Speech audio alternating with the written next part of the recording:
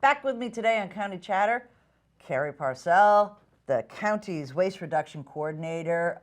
We've got some really good news, and we're going to do some myth busting today about recycling, right? Yes. So let's start off with, there's some new, let's call them rules, at our transfer stations, and they're really to do with getting certain product out of the waste streams. Number one is compost your food waste. 2 would be mattresses. 3 would be textiles. Let's start with the food waste, composting. I discovered this past year, and I have to tell you that I literally might have like 2 to 3 bags of very small bags of trash now because we're composting. Talk to us about compost. Yeah, so organics are separated food waste. Other parts of organics are the leaf and yard waste as well. So when we're looking at food waste, it's about 25% of our waste stream. So when you think of why our kitchen trash gets gross, it's because the food waste is rotting and it's getting stinky, and that's why we change it out more often. It's also heavy, but it's about 25% of our waste stream when we do an audit with our kitchen trash bags. And Mass DEP has had these waste bans or rules since the 90s, starting with mercury. So that's one of the other hazardous materials that we collect at hazardous waste events. So there's transfer stations out there. The newest is Eastham. We've got Bourne. There's basically almost every town has some sort of source separated food waste. The ban is more of a commercial ban, so it's for generators of 1,000 pounds or more per week. And the way that food generators, restaurants, retail, farmers markets, things like that, they can sort of gauge their food waste based on the number of customers they serve. Because on the front end and on the back end, you're looking at about 1 pound of waste per person. And so that has to do with the prep, because we're not serving them eggshells, we're not serving them the orange peels. I mean, at least theoretically we're not. And then we tend to over serve. So we have lots and lots left over, and so we think of that as either eaten or wasted. So if you have 500 folks that come through over a weekend, you could think that there's approximately 500 pounds of food waste. So if you're doing that on a very busy season, you might not realize how much food waste you're actually producing as a commercial entity. For residents, we do it because it gives us the feel goods, it keeps it out of the trash, and it means that we have to change our trash bags less often. So basically what you want to do is you want to have some sort of sealed container, whether it's a town sealed countertop toter, whether it's a backyard composter, or just something that you found, picking at the metal piles, if you will. And you can take it to the transfer station if you have a sticker, and you just dispose of your waste there. There's information about what can't go in there. They don't want plastic bags, they don't want diseased plants, no baby diapers, no doggy doo-doo. No kitty litter that's used. And they'll give you rules, and we have vendors that come and pick it up and turn it into compost and then turn around and sell it to residents and landscapers. Right. It's amazing. At the Barnstable transfer station, you can go into the office and they will give you one of those little kitchen toters. And they'll also give you biodegradable bags that you can use in those kitchen toters, which is really great. It's right at the end of our recycling line, so it's your last stop after all the bins. And this particular program, really getting this waste out of our waste stream is really going to help.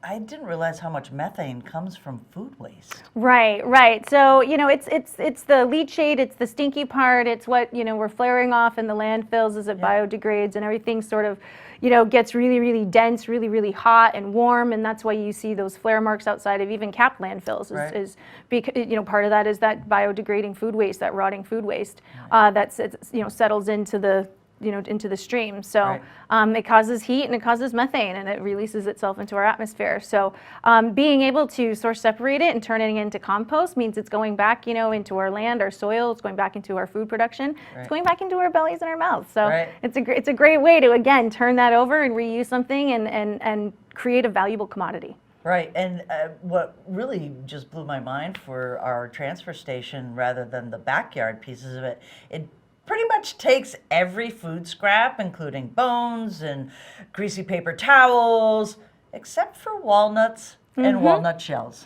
Walnut shells. There's a high rate of nitrogen in the walnut and the walnut shells. That's why they ask you not to put it in there. The other one, and I'm not sure, this is sort of town dependent, are avocado pits. And the reason why is just they're just the rock hard, and when you're windrowing it, it takes a little bit more time for them to sort of break down. But yeah, so walnuts it's a nitrogen issue. Right. We got enough of that. Yes, That's another whole county show. Yes, it is, and I'm not the expert on the nitrogen. I just know why the walnut shells are not allowed in there. So let's take a nap and hit our mattresses right now. I know that there's a new mattress program. Barnstable's participating in it. Give us just a brief overview. If you've got an old mattress, what are we going to do with it? Yeah, so as long as it's not infested or soiled and not mangled, sometimes mattresses wind up mangled. So mattresses are box springs as well. So when you think of a mattress, think of a pairing like that. Sure. We're not including futons, we're not including crib mattresses, things like that. But mattresses and box springs, twin all the way through the California King. You buy a new mattress, it's old, you're turning it over, you go to your transfer station, there's a bulky fee associated with that. And then they take it and then it breaks down about 90 to 95%. And it just becomes other new materials with the metal springs and the foam and the wrapping around it, the textile, the pillow stuffing, things like that.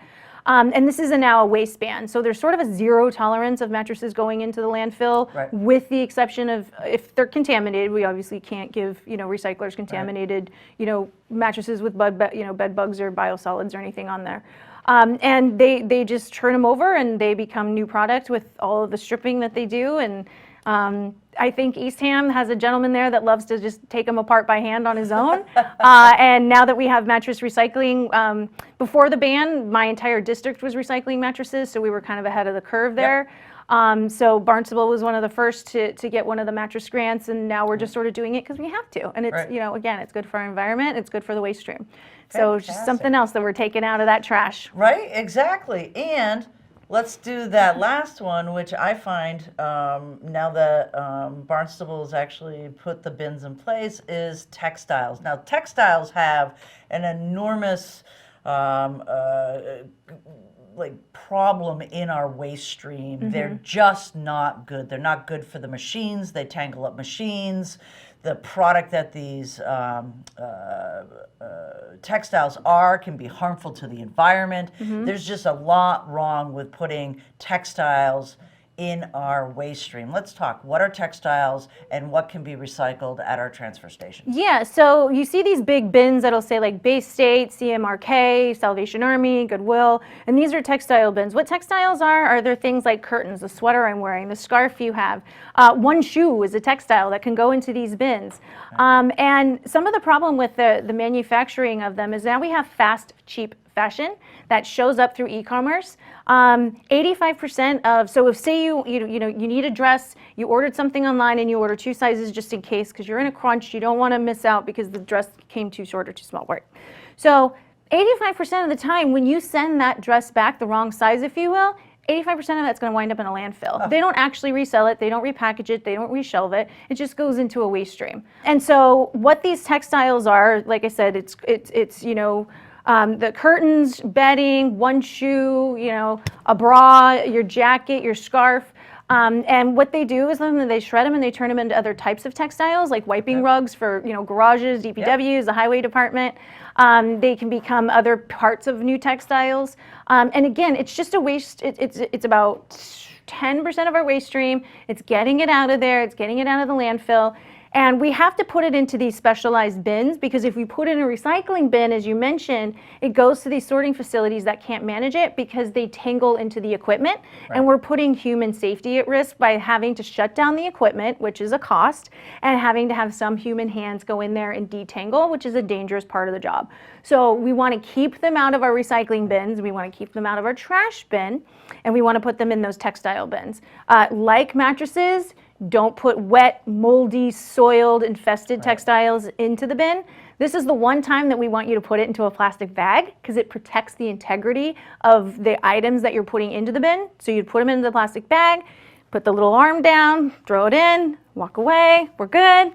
and we're doing good for the environment. Fantastic. Ready to myth bust with me? All right, let's do some myth These are myth busting. busters. Pizza boxes. Pizza boxes are a go. Keep the pizza out of it. Right. Keep the little wax paper out of it and the little table that protects your pizza from the top of the lid. But greasy pizza boxes are A-OK to recycle. Okay, I do a lot of takeout. Plastic, black plastic with the clear plastic lids. Yes. What goes in recycling or does none of it go in recycling? You know, it depends on the type of clear plastic lid. So the black plastics are always a no-go, and here's why. When they go into the recycling bin and they go to the sorting facility, the conveyor belts are black. And optic lighting cannot see black on black. So they get missed and they go into the residuals anyway, so it's a form of contaminant. The clear plastic tops are dependent on what type of plastic top. I mean, they're all food grade, hopefully, Sure. right? So they're 1s, 2s, and 5s. But depending on the way that we like to think of plastic, especially with plastic cups, is if we squeeze it and it cracks, it's no-go. If you squeeze it great. and it has a little give, it's quality plastic, put it in your bin. So Okay. that's sort of your best little test. That's a great way to do that. Let's talk a little bit about the PET #1 water bottles. What do they become? I know we're recycling them. Is that something that's good, bad, and different? Do they become something else? They do. So there are some companies that say that plastic water bottles can become plastic water bottles again. The problem is when you have these sort of low grade, food grade type plastics, the chemical compounds become a little bit less valuable as far as the integrity of the plastic. So it's hard to make it a plastic again. So what they do is they turn it into things like rugs, carpeting, our textiles, Gore-Tex, fleece. I think Patagonia uses those textile or the PET #1s a lot in their manufacturing of textiles. So they're basically used into our clothing, our rugs, and our carpets. Right. Where does our recycling go? Like, there's so many different answers to this that people are saying. They're like, oh, there's the trash train, or there's it all goes into the landfill. But Barnstable's had a capped landfill for I can't tell you how many years now. Where does the recycling go, and does it actually go somewhere that it's usable? Right. So this is where it gets complicated. And the word contamination is a big, big fallacy when it comes to recycling. So if we think about our basic recyclables, we've got our pickle jars, our mayonnaise jars, we've got our to-go takeouts that we're kind of like, is this the right plastic? Do I put our pizza boxes, things like that. So we have our bin, and for Barnstable County, it's going to go to a sorting facility, which are recycling processors, and they process our recycling to go to market to be turned into other materials. So aluminum will become aluminum again, glass will become glass again, but plastics will become something else. Textiles may become textiles again, they may go into something else, like a rug versus a shirt. And the problem with contamination is if you contaminate a clean recycling load, it becomes garbage. So we're not in the habit of recycling garbage. So you've basically turned my nice clean recycling into, and here's another interesting myth is that, with plastics, they say that we're only recycling about 10 to 15% of plastics globally. Well, it's because only about 10 to 15% of plastics are recyclable. So when we think about the statistic, we're not recycling, it's just going into the trash anyway. Why am I bothering wasting time and space in my garage to put all these recycling bins? Why am I bothering? Why are they telling me at the transfer station to do this, right? Well, if you think about it, 10 to 15% is getting recycled, but 10 to 15% are recyclable. Everything else is not. And that's the question of EPR, this extended producer responsibility, where we're mandating the manufacturers of plastics to make sure that they're creating quality recyclable plastics so that when we send it back through the stream, they're getting recycled at 100% rate. Or, nothing's 100%. Right. But then we can get to that goal. All right. I need an encyclopedia to keep up with what's recyclable and not what's recyclable. It just seems like it's not that the products change, it's that I just don't understand it. Sometimes there's like a billion numbers on the bottoms of these products. Is there a place I can go to find this stuff out? Yeah, of course. So another sort of myth before we find the knowledge, the numbers and the chasing arrows on the bottom, The numbers have to do with the type of plastic it is manufactured with. Those are the chemical compounds, the 1s, the 2s, and the 5s. That means it's food safe. If it's, a different, it's a number 4 could be like an HDPE or, bubble wrap, things like Sure. that. Shrink wrap is a number 6, right? So depending on the type of plastic, that's why you see those numbers on there. The chasing arrows is sort of a greenwash fallacy that we've sort of been like, oh, it says I can recycle it, I can't. That's not necessarily true. So that's the bust. But to know if they're busted from the chasing arrows and the numbers, and you're kind of, what do? I need an encyclopedia. You go to recyclesmartma.org. We call it RISMA, rsma.org. And you go in there and there's a recycling widget on the top homepage, and you type in white coffee cup lid, car bumper, my t-shirt, a bowling ball, whatever, and it'll tell you what can go into the recycling. If it's the basic bin, or like a textile, it's going to say you can recycle this, not in the bin. Here's where you go to do it. And then there's another link that has a list of all of these textile bins, as long as they've been recorded and reported. They're on there, and you can say, hey, I live in Barnstable. I want to know, other than at the transfer station, because I don't have a sticker. I have curbside at my home, but I want to get these textiles. It'll tell them what they can do with those textiles and how to properly dispose of them in the recycling. That's fantastic. So let's kind of end on this. We have 3 R's. What's the proper order of the 3 R's? Is it recycling, reduce, and reuse? Is it reuse, reduce, recycling? What's the order of the 3 R's? Yes, so we want to reduce. Reduce. Reduce our footprint is the best way to get things out of the trash, out of the recycling, out of, our economy, out of our environment, right?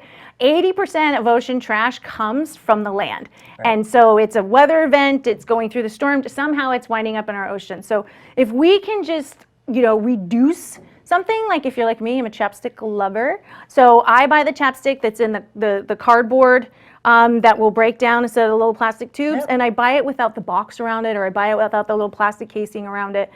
So I'm just reducing the footprint there. Okay. So it's reduce, and then we want to reuse it.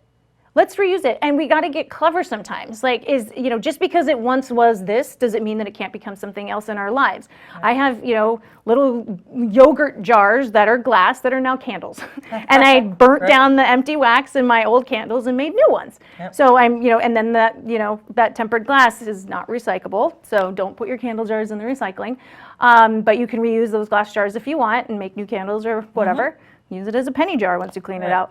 And then it's recycle. So recycling is the last step to the trash bin. So the trash bin is the ultimate. That's where the end all be all of the life of our items. And recycling is that last step. So if you can do something other, and there's many other R's, refurbish, re-gift, consign, give, gift. Right. There's all these things that we can do that's not just reducing our footprint, reusing something that we already have, and then at the very end recycling it if there's nothing else left to do with it. So that's fantastic. There's plenty of other things to do with our items, especially if they're good and usable. Right? That's amazing. And there are some very, very creative people out there doing things with some of the items. And your thrift stores, obviously, if the item is in good shape, there's places that you can donate to as well. So you're going to reduce, reuse, recycle. There's textiles, composting, mattresses, plastics, myth busting. This episode had it all, folks. Thank you, Kari, for joining us today again. All of this information is great to keep our environment in this place really special, right? Yeah, and I'm happy to answer any questions that anybody may have and that you might have, and I'm happy to share the wealth of knowledge I have. I do get questions that I don't know the answer to, but I will find you the answer. Fantastic. Thank you. Thank you.